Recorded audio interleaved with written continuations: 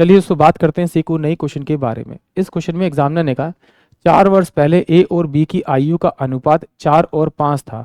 अब से 8 वर्ष पहले ए और बी की आयु का अनुपात 11 और 13 होगा। उनकी वर्तमान आयु का योग बताइए। ये एग्जामिनर ने मुझसे पूछा है। अगर इस क्वेश्चन को आप डायरेक्ट करना चाहते हैं तो आप हमेशा इस तरह से कीजिए। देखिए इसमें पहले कितना डिफरेंस देगा 4 ईयर का, अब कितना दे रखा है आपका डिफरेंस 8 ईयर का, यानी कि इन दोनों का अगर मैं प्लस करूं तो टोटल डिफरेंस कितना आ रहा है मेरे पास में आपका 12 ईयर का आ रहा है। यहाँ एक लाइन खींच दीजिए।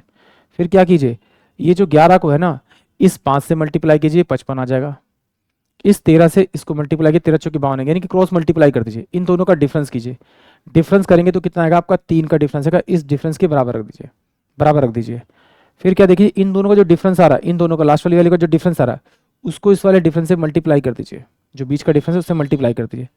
इसे सॉल्व करेंगे तो इसको 1 बना लीजिए। ये कितना आएगा 4 दूनी 8, यानी कि 1 की वैल्यू अगर 8 आ रही है तो सिंपल सी बात है इसको इससे मल्टीप्लाई कर दीजिए तो ये आ जाएगा 8 चौक 32 और 8 पंजे 40। यानी कि उन दोनों की जो ए और बी की 4 साल पहले की एज है वो मेरे को मिल जाएगी।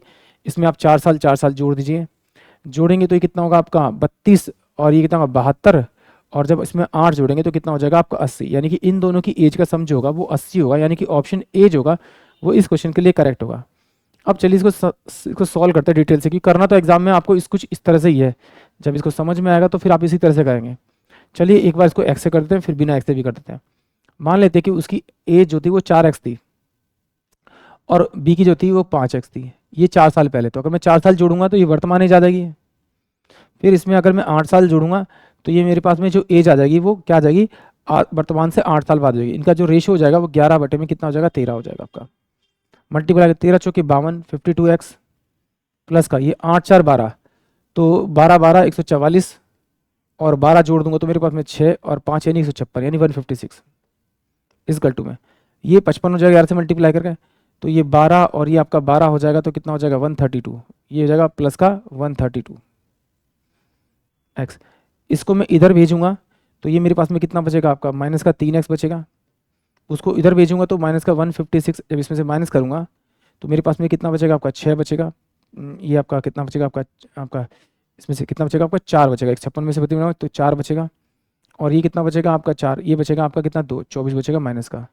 तो x की जो वैल्यू आएगी वो मेरे पास में कितनी आ जाएगी आपकी 8। अगर x की वैल्यू 8 है तो मैं पहले निकालता हूँ 4 साल पहले की एज, तो ये कितना होगा 4 इंटू में 8 यानी कि 32 हो जाएगा आपका। 5 इंटू में 8 ये कितना हो जाएगा आपका 40 हो जाएगा। अब ये क्या है 4 साल पहले की एज है तो इसमें 4 साल इसमें जोड़ूंगा और 4 साल इसमें जोड़ूंगा, फिर इन दोनों को जोड़ूंगा तो मेरे पास टोटल जो सम आएगा वो 80 आएगा। यानी कि ऑप्शन ए जो होगा वो इस क्वेश्चन के लिए करेक्ट होगा। और अगर इस तरह से नहीं करना चाहते फिर इस तरह से कर सकते हैं आप। देखिए माना कि आज उनकी वर्तमान आयु ये प्रेजेंट आयु ये थी, इस पॉइंट से अगर मैं 4 साल पहले की बात करूँ तो उनका रेशो दे रखा है उसने मेरे को 4 रेशो में आपका 5 दे रखा है। फिर कह रहा है कि आज से 8 साल बाद उनकी आयु का जो रेशो है वो 11 रेशो में आपका 13 होगा। तो कुछ नहीं करना, इन दोनों का डिफरेंस देखिए। इन दोनों के बीच में डिफरेंस कितना आ रहा है आपका 1 का डिफरेंस आ रहा है। इन दोनों के बीच में डिफरेंस कितना आ रहा है आपका 2 का आ रहा है।